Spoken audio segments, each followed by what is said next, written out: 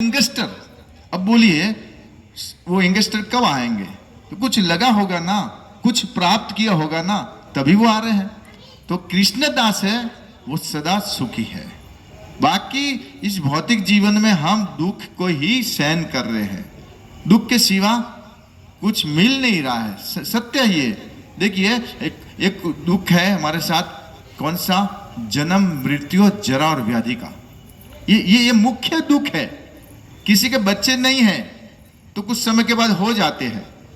आज गरीब है, कल पैसे वाला हो जाता है। हा? आज मकान नहीं है, कल हो जाएगा।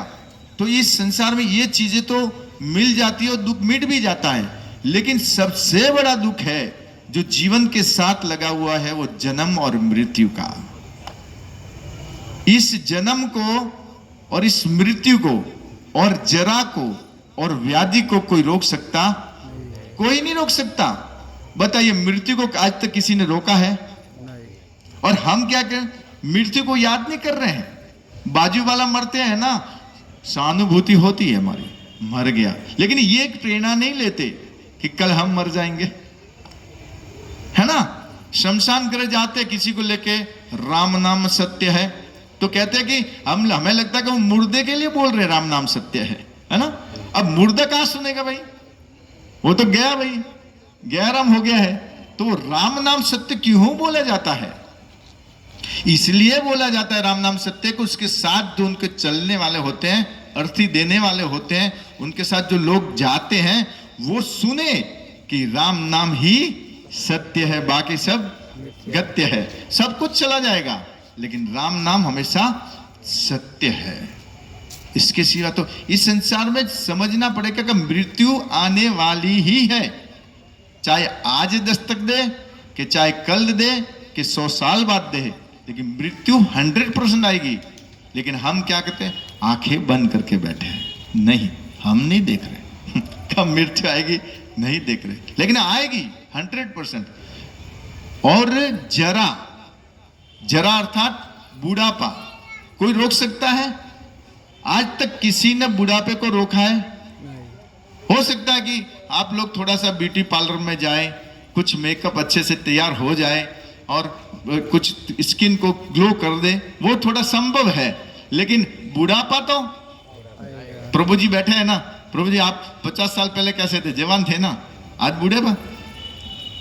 हम भी 20 साल के थे तब कैसे थे? आज ऐसे हो गए और 20 साल बाद हमारे भी ऐसे हो जाएंगे। तो ये आने वाला है बुढ़ापा। तो बुढ़ापे को भी रोक नहीं सकते, आएगा। और बाद में व्याधि, व्याधि यानी कि बीमारी, जो हमने कहा है कि बीमारी किसी हर घर पे दस्तक दी है। आज सूरत में जाके एक क्लिनिक ऐसा ढूंढ लेके आ जाओ, यदि आप लाएंगे ना, यहां से आपको 2 लाख रुपए दूंगा, कि एक क्लिनिक ऐसा ढूंढ लो कि जहां पता करो कि आज तक वहां कोई पेशेंट न गया हो। एक क्लिनिक ऐसा नहीं मिलेगा कि जहां कोई पेशेंट ने गया हो, और एक व्यक्ति ऐसा ना मिलेगा जिसको कोई बीमारी न हुई हो।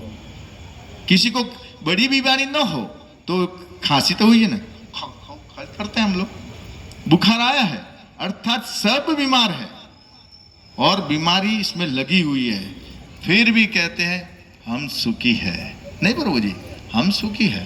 बीमारी से मर रहा है लेकिन फिर भी क्या कर रहा है? संसार में आसक्त है। लेकिन ये चारों कष्ट भगवत गीता में भगवान स्पष्ट 2.27वें श्लोक में अर्जुन को कह रहे हैं, जातस्य ही ध्रुवो मृत्यु ध्रुवम जन्म मृतस्य च। स्पष्ट क्या? जातस्य ही ध्रुव मृत्यु। हम कितना भी प्रयास कर ले, जिसने जन्म लिया है मृत्यु फिक्स है, आएगी। जातस्य ही ध्रुवो मृत्यु ध्रुवम, ध्रुवम यानी फिक्स है, ध्रुवम जन्म मृतस्य, और जो मरेगा उसका जन्म भी फिक्स है। लेकिन यह मत सोच लेना कि मरेंगे तो वापस मनुष्य देह प्राप्त होगा, नहीं।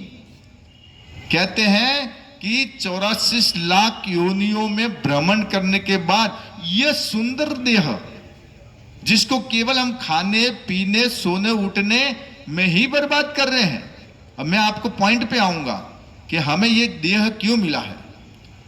हम केवल खाना पीना सोना उठना गोवा जाना दार्जिलिंग जाना शिमला जाना घूमना शादियां करना पूरा कर लेंगे हम लोग, लेकिन जिसके लिए भगवान ने शरीर दिया था उसके लिए उपयोग किया नहीं, तो हमारी गति भी क्या होगी वो भी समझेंगे।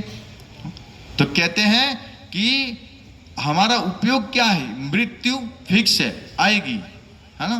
तो जरा व्याधि मृत्यु और जन्म ये सब फिक्स है हमारा, लेकिन मनुष्य देह प्राप्त होगा मृत्यु के समय ये फिक्स नहीं है। 84 लाख योनियों में जाना पड़ेगा और उसमें अनेक योनियां हैं, अनेक, कोई जलचर है, कोई नभचर है, कोई पेड़ पौधे हैं, अनेक वर्णन है शास्त्रों में। उन 80 लाख योनियों में भ्रमण करने का, कभी कीड़े बनेंगे, कभी हाथी बनेंगे, कभी सर्प बनेंगे, कभी देवता बनेंगे, कभी वृक्ष बनेंगे, ऐसे ऐसे बन करके 80 लाख योनियों में भ्रमण करने के बाद हम 4 लाख मनुष्य योनि को प्राप्त होंगे। तब दे उसमें समय लग जाता है, कहते हैं 2.25 करोड़ वर्ष। अब बताइए इतना समय लगने के बाद हमें यह देह प्राप्त हुआ, तो इस देह का उद्देश्य क्या होना चाहिए, क्या होना चाहिए, गंभीर प्रश्न है। आजकल भारतवासी भी अपना समय मात्र मनोरंजन में ही घुमा रहे हैं, जबकि इस देह क्यों मिला इसका कारण समझेंगे भगवद गीता से। ये देह क्यों मिला है और इस जन्म मृत्यु जरा व्याधि से हम छुटकारा कैसे प्राप्त कर सकते हैं। तो शास्त्र कहता है स्पष्ट कि जिस व्यक्ति के जीवन में भजन नहीं है, सत्संग नहीं है,